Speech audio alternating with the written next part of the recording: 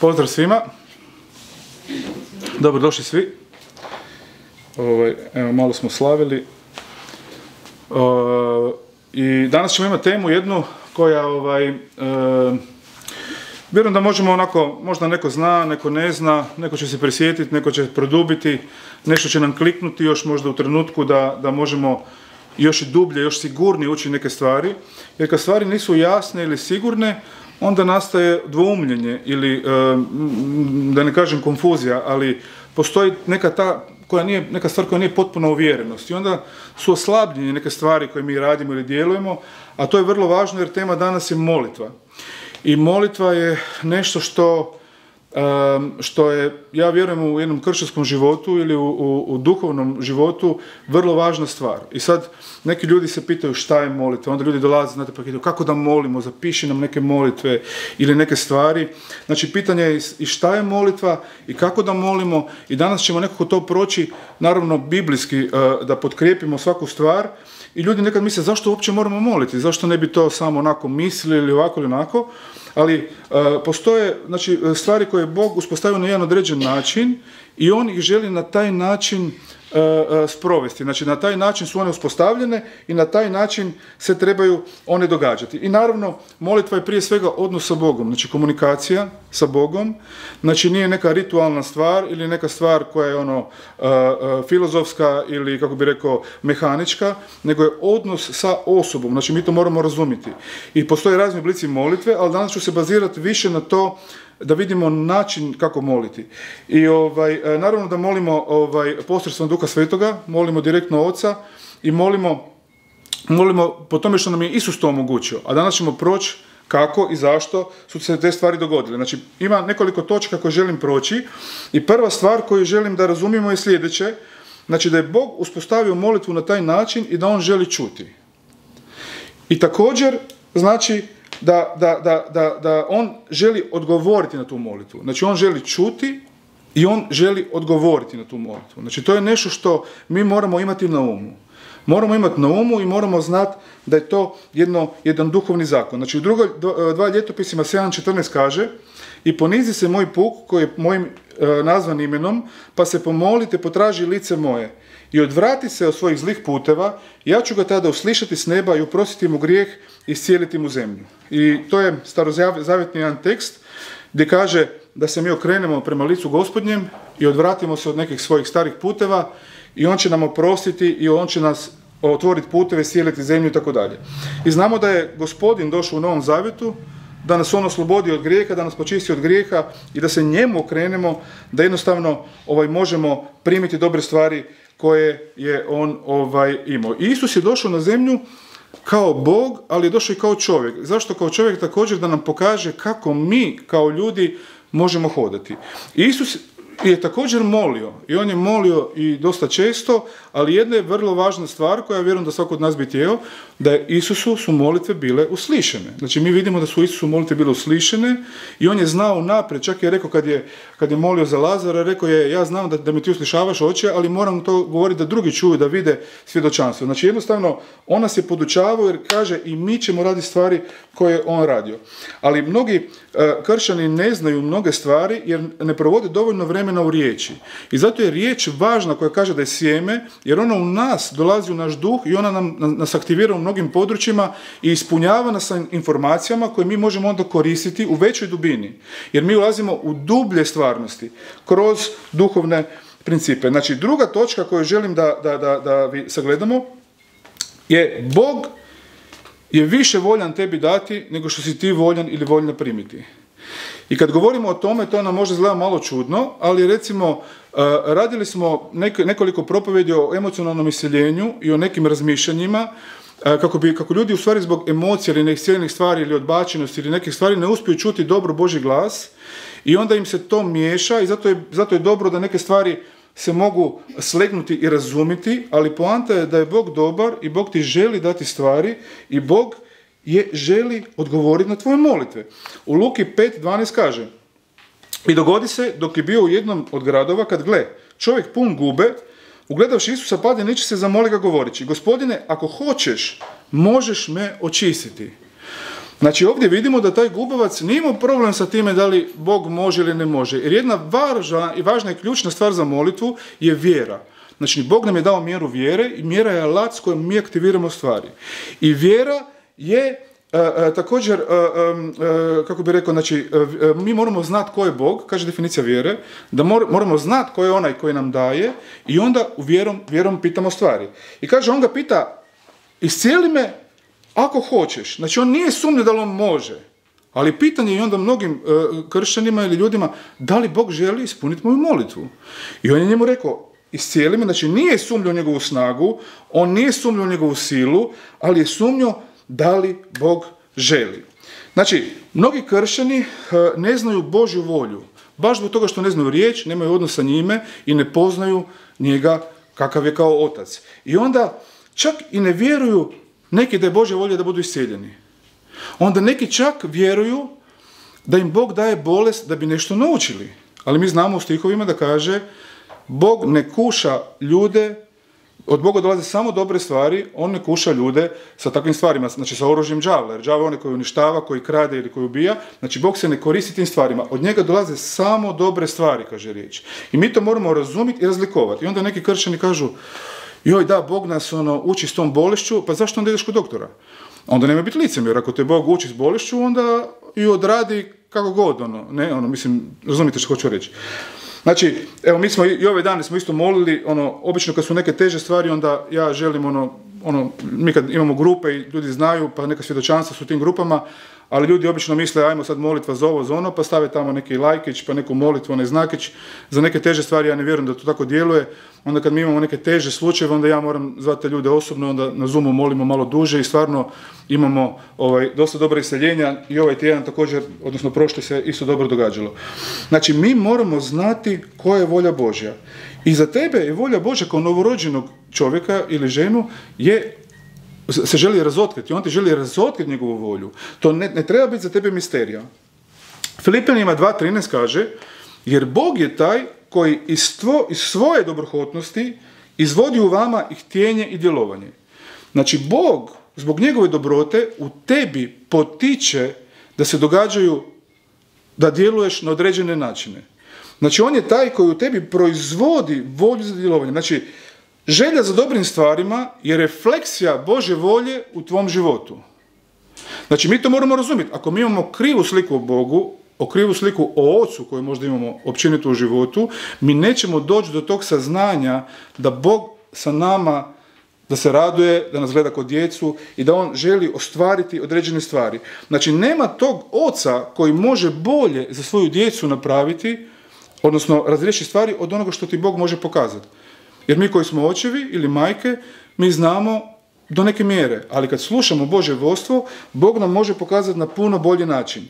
Znači, on je savršen u rješavanju tvojih obiteljskih problema. Znači, ako je Božja riječ dobra, ako je on dobar, ako on to proizvodi, možeš primiti od njega blagoslove. Ako si spreman to primiti.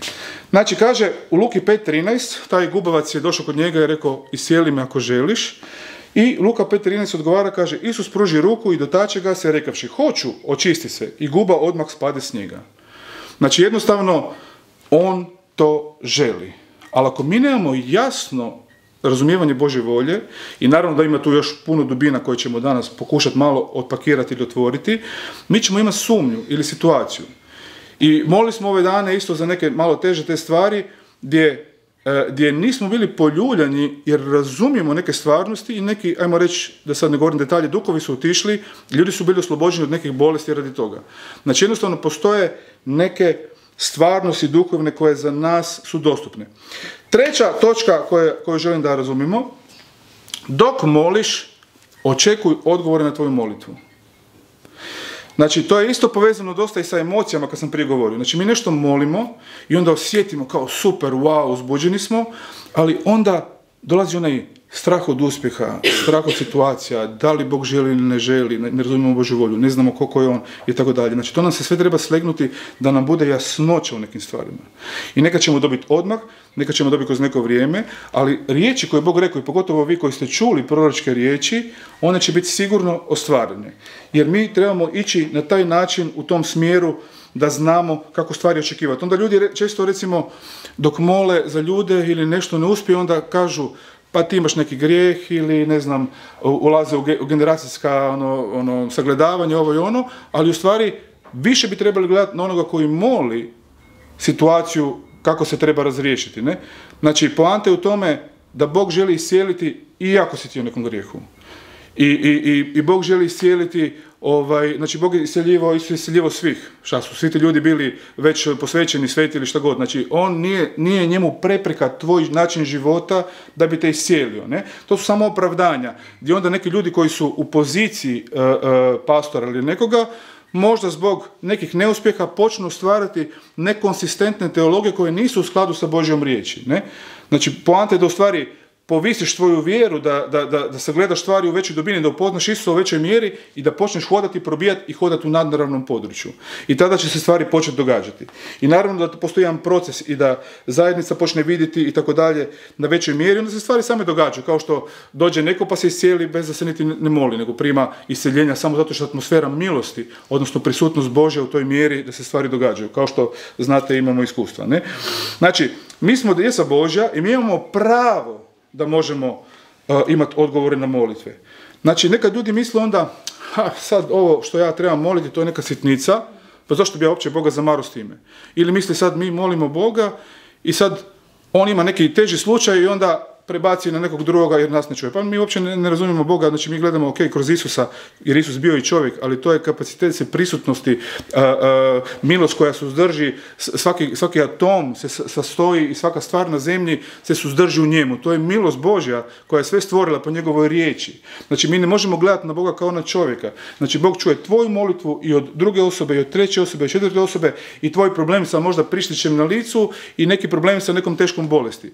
Znači Bog čak ni ne voli tebe više od drugoga, mi možda nekad možemo misliti da voli nekog druga više ili da voli nas više, ali je poanta u tome da njemu nema pristranosti. Znači on gleda na isti način svakoga. Mi moramo to razumjeti da bi znali kako funkcionirati. Znači on želi da ga uključiš u svakom trenutku i kaže riječ da molimo bez prestanka. To znači da smo mi u odnosu sa njime konstantno. Da mi možemo znati kako hodati i kad ne molimo ili kad neke druge stvari radimo. Znači, Bog nije zbunjen od toliko molitvi. Mi se ne trebamo oko toga brinuti. Još jedna stvar je da mi trebamo moliti u skladu sa novozavjetnom molitvom. I danas to želimo otvoriti. Jer ljudi čitaju Bibliju i čitaju onda od početka do kraja i to je super, naravno da je to za savjetovati svakome, ali postoje novozavjetni principi koji vrijede za tebe i mene, koji ne vrijede za neke druge ljude ili koji ne vrijede, nisu vrijedili u Starom Zavjetu. Znači mi to moramo sagledati danas da vidimo kako to funkcionira. Znači, kaže Ivan 16:24, iščite i primit ćete da radost vaša bude potpuna. Kaže riječ na više mjesta, govorili smo zadnji puta, uživaj u Gospodinu i on će ti ispuniti želje tvoga srca. Uživaš u njemu, a on ti razotkriva stvari, on ti pokazuje viđenja. On te usmjerava, rekli smo prije da on u tebi proizvodi htjenje i djelovanje.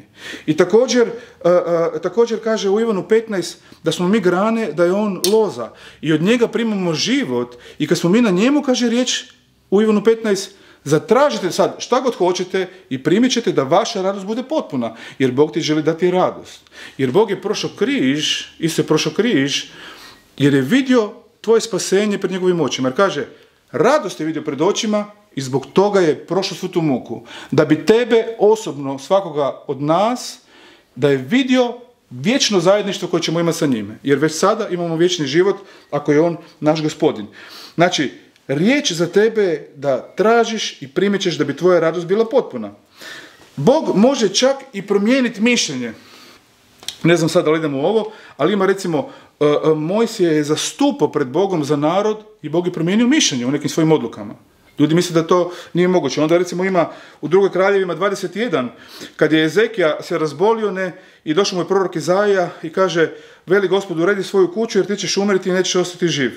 I Ezekija je počeo moliti, a Izaija je izašao vani i počeo moliti, Bože nemoj, daj mi ovo i ono, radio sam za tebe neke stvari. I kako je izlazio Izaija, vratio se nazad i već na izlazu mu je rekao Bog, vrati se nazad, Kaže, dođe njemu riječ Gospodnja govoreći, vrati se i reci Ezekiji, vladaru puka mojega, ovako veli Gospod, Bog tvojega oca Davida, čuo sam tvoju molitvu, vidio tvoje suze, evo iscijelit ću te za 3 dana, uzaći ćeš u dom Gospodnji i pridodat ću tvom vijeku 15 godina.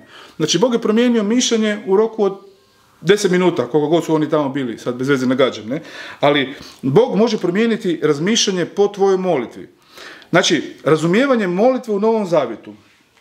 Ljudi misle mnogi da je molitva religiozna obaveza i onda stvaraju neki ritual molitve ili uzmu, sad ću ja na pamet moliti 10 ovih pjesmica, sad ću ja uzeti krunicu i ponavljati sve te neke stvari i to je nešto što u Bibliji govori, nemojte na pamet ponavljati molitve. Ja razumijem kad ljudi dođu novi da nemaju kapacitete riječi u sebi, ali postoji još uvijek onaj dio srca gdje mi možemo sa Bogom osobno govoriti i razgovarati na određen način, da mi možemo primiti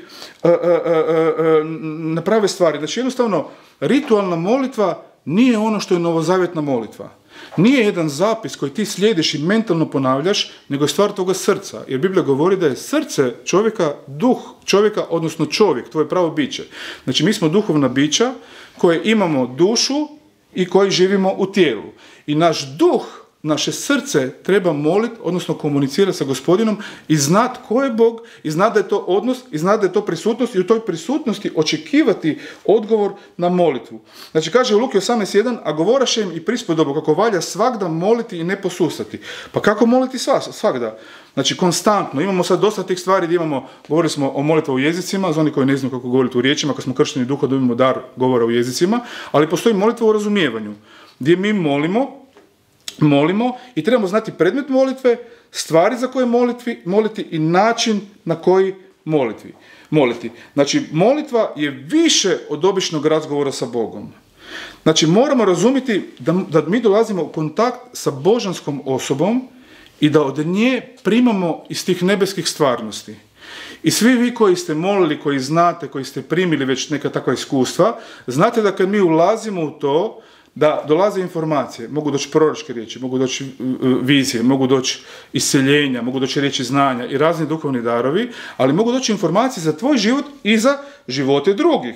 Znači, sa time samim jačamo odnos sa Bogom i sve više i više ulazimo u fokusiranje na njega i na Božju riječ. Znači, stvari se u našem životu poravnavaju na te nebeske stvarnosti i to je za svijet ludost, ali kaže Bog da je ljudska mudrost za Boga ludost, a Božja mudrost je ludost za svijet. I onda mi imamo problem sa opozicijom, duhovnom opozicijom. Jer kad god uđemo i koračemo u duhovnim stvarnostima, postoji opozicija i pritisak okoline. Ali poanta je u tome da to pojednostavimo na jasan način da razumijete. Znači sve ono u što mi želimo staviti povjerenje, a nije Isus, odnosno našu sigurnost, kad stavljamo u bilo šta, a da nije Isus, mi u stvari ispadamo na neki način iz zaštite.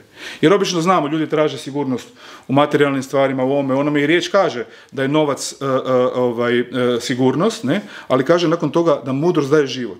Jer novac može dati određeni dio sigurnosti, ali mudrost je također Isus koja nam daje život i u kojem mi u njegovom povjerenju, neovisno o našim okolnostima, da li oskudijevamo ili da li obilovamo, uvijek imamo istu sigurnost. Znači, uvijek smo i u radosti i u ostalim stvarima.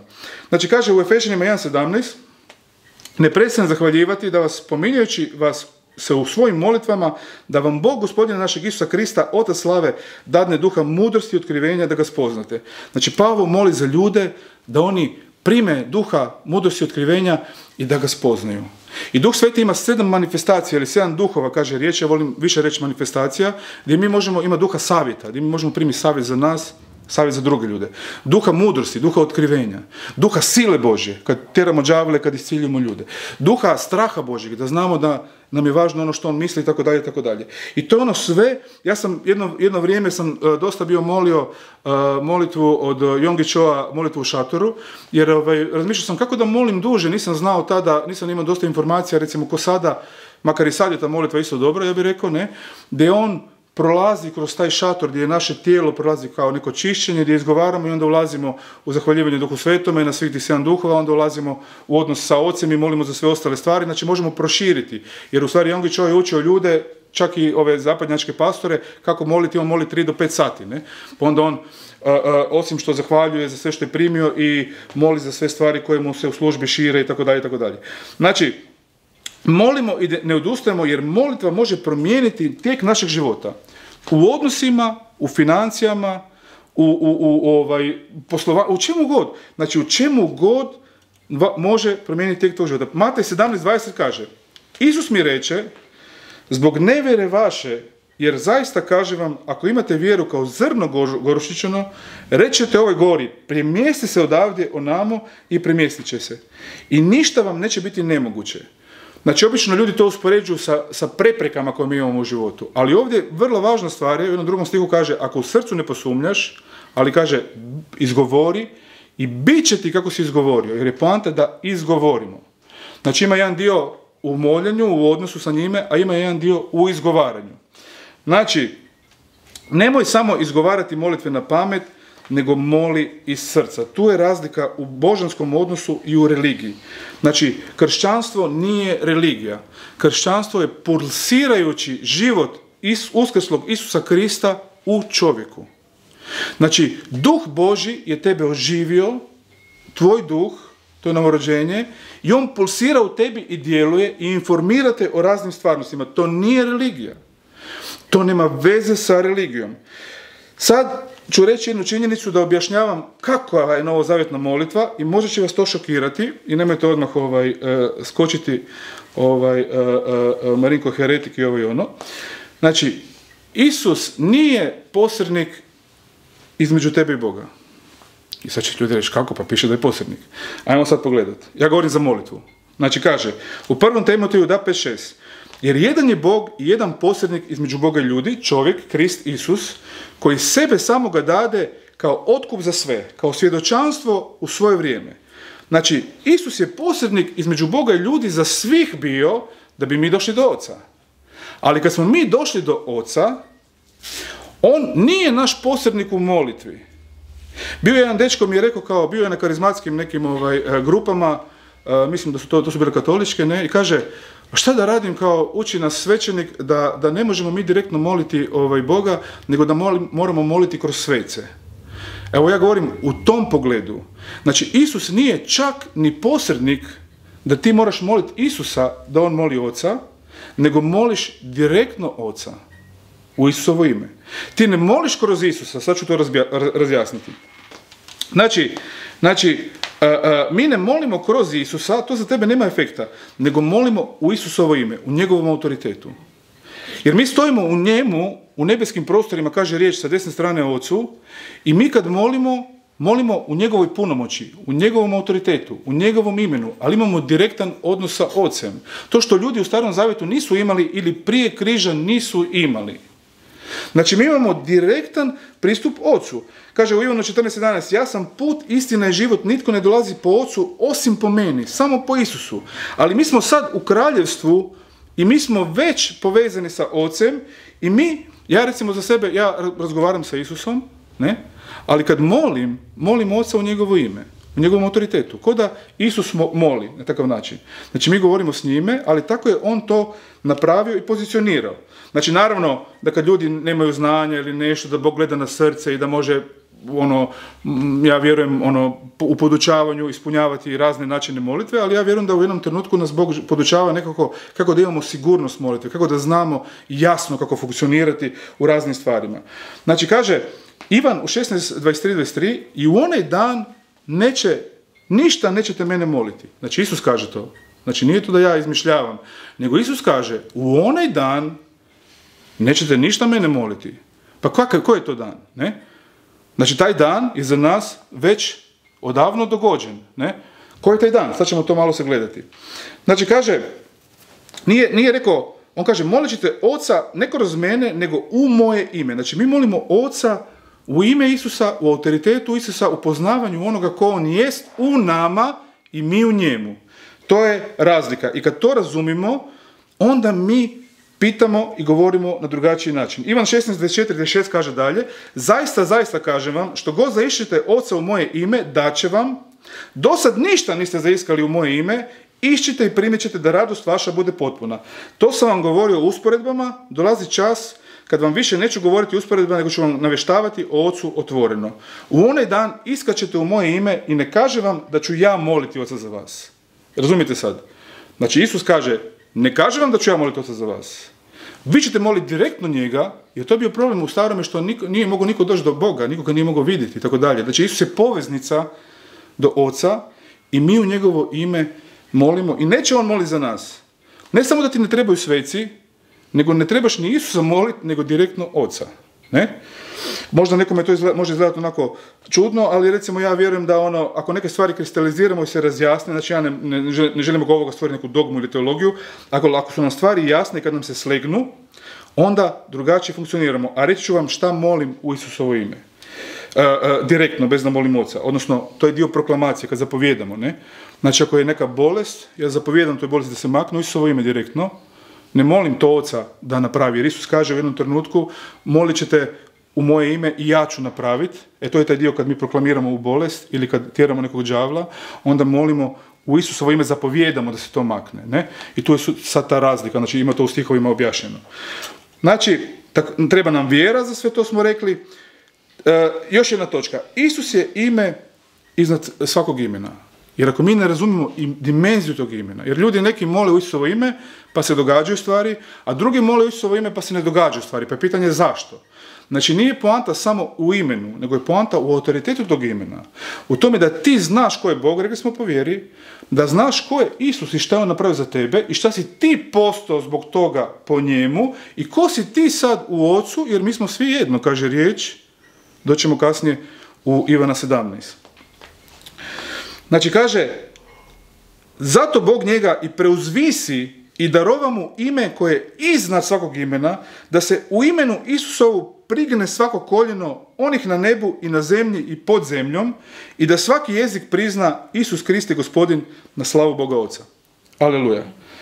Znači sve se mora podložiti tom autoritetu, sve se mora podložiti tom imenu, sve se mora podložiti toj istini. I u Ivanu 13:14 kaže ponovo, i što god zaišćete u moje ime, to ću učiniti da se proslavi Otac u Sinu.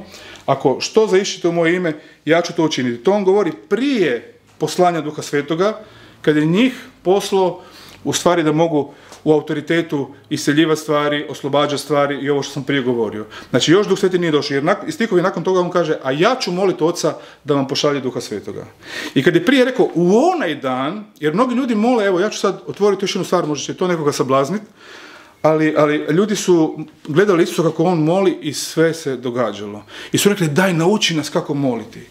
Isus je rekao, molite, Oče naš, koji jesi na nebesima, sveti se ime Tvoje, dođi u kraljevstvo Tvoje, budi volja Tvoja, kako na nebu, tako i na zemlji, kruh naš svakodnevni daj nam danas, i ne vedi nas u napas i tako dalje, i daj da oprostimo drugima da bi Ti oprostio nama. I ja vjerujem da je to još uvijek, znači ne vjerujem, nego to je još uvijek prije križa i prije uskrsnuća, ja vjerujem da je to molitva koja je već ispunjena. Znači Isus je to molio i već ispunio, on je njih tada poučavao, a govorio je, ali doće u onaj dan, šta god pitate Oca u moje ime, primit ćete. A ko je taj dan? To je dan nakon križa, nakon primanja Duha Svetoga, nakon toga što smo postali jedno s njime u nebeskim prostorima, gdje mi hodamo i molimo na drugačiji način, u drugačijem autoritetu, u drugačijem, da se usudim reći, vrsti postojanja. Jer smo novo stvorenje, kaže riječ, koje prije nije postojalo. Znači mi, rođeni od nebeskog Oca, imamo nebeski DNK, kako kaže riječ. Znači kaže, znači, to je ta razlika koju sam rekao gdje molimo, odnosno proklamiramo, odnosno zapovijedamo u Isusovo ime, a kad molimo Oca direktno. I to ne znači da mi ne možemo razgovarati sa Isusom, znači ja to sasvim normalno možemo i sve to skupa, ali kad radimo neke stvari, znači ovdje je Bog čak dao tu neku formu da, znači, sad to je opet jedna stvar, jer Bog je jedan, naravno, Bog je jedan i Otac, Sin, Duh Sveti su jedan Bog, ali postoji taj jedan način i odnos među njima, to trojstvo koje smo rekli zadnji puta da je ta proslavljena stalnost, koja stalno nešto kreira, koja stalno koreografira stvari u svijetu i naše živote i koja je u radosti tebe stvorila i koja želi da radost ide dalje, koja želi da tvoje molitve budu ispunjene da bi tvoja radost bila potpuna i da se razbije svaki oblik religije u tvom razmišljanju koji si čuo od okoline i od svih formi koji su te učili, da možeš jednostavno doći u taj direktan odnos i primati stvari onako kako Bog želi da tebe da primamo. Znači, razlika je u tome kako se stvari trebaju uspostaviti, kako da mi razmišljamo u odnosu kad molimo, kako da mi razmišljamo i o primanju, kako da mi jednostavno znamo da možemo pomicati. Ali on moli dalje, ja ću od 16. stiha ići dalje, kaže, oni nisu od svijeta kao što ni ja nisam od svijeta. Isus moli Oca. I kaže, posveti ih istinom svojom, tvoja je riječ istina. Kao što ti mene poslao u svijet, ja njih poslah u svijet. I za njih ja posvećujem samoga sebe, da i oni budu posvećeni istinom. I ne molim samo za ove koji su ispred njega bili apostole i cijelu ekipu, nego kaže i za one koji će po riječi njihovoj uzvjerovati. I po njihovoj riječi su drugi čuli, i drugi čuli, i drugi čuli, i ti si čuo. Znači i za tebe moli, i da svi budu jedno, kaže, kao što si ti, Oče, u meni i ja u tebi, neka i oni u nama budu jedno, kako bi svijet uzvjerovao da si me ti poslao. I on govori, tu kad kaže slava Bogu, ovdje kaže, vidi, ti si dao, kaže, i slavu koju si ti meni dao, ja sam dao njima da budu jednako kao što smo mi jedno. Teški stihovi. Ja u njima, ti u meni, da budu savršeni u jednom i da svijet upozna da me ti posla i uzljubi njih kao što izljubi mene. Jer po ljubavi ćemo biti prepoznati, kaže riječ. I to je ta ljubav koju je Otac imao za Sina i koju su oni imali za nas, da bi radost bila naša potpuna, da možemo ući u to vječno zajedništvo, da možemo jednostavno biti jedno sa njima. Da on kaže, on nama daje tu slavu. I moli dalje da mi možemo doći u tu slavu, da možemo vidjeti kakvu je on slavu imao prije početka svijeta. Jer mnogi ljudi ne znaju da Isus od početka svijeta sve stvorio i da ima slavu koju on napustio da bi primio ljudsko obličje i da bi mogao proći taj put križa, da bi nas oslobodio od svijeta i od prolaznosti, da bi mogli biti u vječnosti i u jedinstvu, da nemamo izdvojeno sa Bogom, da imamo mir sa Ocem, kao što kaže u Rimljanima 5, kaže da mi imamo mir sa Ocem i da možemo hodati u toj milosti, i kaže da je Duh Sveti u nas izlio, infuziju ljubavi stavio. To je realnost koju je Isus napravio za nas i u kojoj mi možemo hodati. I po tome će nas drugi vidjeti. I kad sam vam govorio, recimo, samo da to prođemo ovako na kratko, znači kad je Isus njih podučavao moliti Oče naš, on je rekao, Oče naš koji si na nebesima. Znači on je njima počeo objašnjavati prvi puta da je Otac, da mi se obraćamo Ocu. Znači to je ono otkrivenje koje ljudi trebaju primiti. Mi imamo Oca nebeskog. Znači to nije onaj Bog koji su oni prije znali, božanstvo koje je nedostupno, koje je nedostižno, koje kad vidiš ono umrećeš, koje ne možeš podnijeti da gledaš u njegovo lice. Znači, to je bio starozavjetni princip. Znači, Isus je razbio taj veo. On je omogućio da mi možemo imati pristup direktno, da se on njih uči, Oče. Neka dođe kraljevstvo nebesko, ne? Kaže, kraljevstvo nebesko je već sad ovdje. Ja ne kažem da neće biti neki veći oblici, to je neka druga stvar, ali kraljevstvo je tebi dostupno sada. I kad on kaže, kad kaže, koje još stihova ima, recimo, oprostite drugima jer je vama, da bi ja oprostio vama. To je starozavjetni princip, to za tebe ne vrijedi. Jer Pavao kasnije govori, ne znam sad da li sam naveo sve te stihove, znači Pavao kasnije govori, Pavao kasnije govori, oprostite drugima jer je tebi već oprošteno. Znači, zato što si ti primio oprost, kao što je recimo onaj primio oprost od 10.000 talenata pa nije dalje opraštao drugima, jer nije uopće primio taj oprost.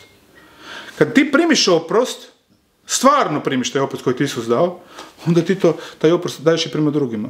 Jer te on oslobodio težine, on te oslobodio osude, on te oslobodio krivnje, on te oslobodio svega i ti jednostavno to daješ drugima. Znači Pavao kaže, oprosti drugima ne zato što da tebi Bog oprosti, nego zato što je tebi već oprostio. To je stvarnost Novog Zavjeta. U taj dan ćete pitati Oca direktno. U taj dan, koji dan? Znači on je govorio prije križa, govorio prije uskrsnuća, govorio prije Duha Svetoga. A za tebe je taj dan sada, sa Duhom Svetim, nakon križa i nakon uskrsnuća. I kaže, i to je ta ljubav o kojoj on govori, da mi kroz tu ljubav radimo stvari i jednostavno, kaže, da im otvoriš oči pa da se obrate od tame ka svjetlu. i od vas su tonili neka Bogu, da bi primili oproštenje grijeha i baštinu među onima koji su se posvetili vjerom u mene. Znači jednostavno, on nas je iščupao već iz tame. Već nas je iščupao, kaže, iz kraljevstva tame i stavio u kraljevstvo svjetla njegovog voljenog sina. Znači mi smo jednostavno u odnosu sa Gospodinom oslobođeni od grijeha, kaže, i oslobođeni od grijeha postali smo sluge pravednosti, Rimljanima 6:18. Ti si slobodan od grijeha, tehnički za ono što Isus napravio. On te u Hebrejima, kaže, oslobodio jednom žrtvom za uvijek, posvetio te, usavršio te jednom žrtvom za uvijek. Ali to je za ljude, za naše razumijevanje, previše dobro. I mnogi ljudi misle, ba ne može biti to tako dobro. Jer ljudi ne razumiju Božju dobrotu. Jer treba još nešto da ti možeš sam napraviti. Jer ti treba još nešto da ti trebaš zaslužiti. Jer naše razmišljanje ne može ići do te razine ljubavi da ti Bog želi dati bez da ti zaslužiš. To je ono što Bog želi dati u molitvama. Da ti primaš na taj način. Da znaš ko je, da zna volju za tebe i da jednostavno možeš primati za ono što moliš, da bi tvoja radost bila potpuna. I kada razbiš sve te pritiske okoline i sve te pritiske svih sustava koji su oko tebe, ti ćeš moći imati takav odnos sa Bogom da rasteš u razumijevanju milosti, u poznavanju njega kakav jest i da vidiš ostvarenje tvojih molitava u Isusovo moćno ime. Amen. Amen. Ajmo samo još molitvu za kraj. Hvala ti, Oče, što mi u molitvi imamo direktan pristup tebi. Mi sad sa našim srcem dolazimo kod tebe i kažemo, Oče, ti si otac naših duhova, ti si taj koji nas je novorodio, ti si taj kojem mi se obraćamo i dolazimo na tron milosti. I kažemo, Oče, molim te, koju potrebu ja imam danas, svako od vas može slobodno otvoriti srce i reći, ja te molim, Oče, da ta stvar bude ispunjena. Ja te molim za ovo, za obitelji, za odnose, za poslovanja, za službe, za djelovanja. Ja te molim, Oče, za sve te stvari. I ja te sad zahvaljujem što će sve te stvari biti ispunjene. Da bi moja radost bila potpuna. Jer ti si taj koji je u mene stavio tvoju radost i koji želi da moja radost bude potpuna. Da se veselim, da se smijem, da ljudi budu oslobođeni, da ljudi budu na novorođeni, da ljudi jednostavno imaju sve više njih pristup tebi. Jer ti si prošao križ i prošao si muke i prošao si agoniju jer si vidio radost svih tih ljudi pred tvojim očima. Jer ta radost je bila zbog toga što ćeš sa njima boraviti u vječnosti. Hvala ti, Oče, na svim dobrim stvarima. I neka svako ovdje koji je prisutan danas ili ko sluša, neka može primiti ispunjenje na svoje molitve. I neka izraste u razumijevanju Gospodina, u razumijevanju autoriteta u imenu Isus i u razumijevanju milosti koja te osposobljava, koja te osnažuje da hodaš na puno većim razinama od onih što uopće možeš zamisliti. U Isusovo moćno ime. Amen. Amen. Amen.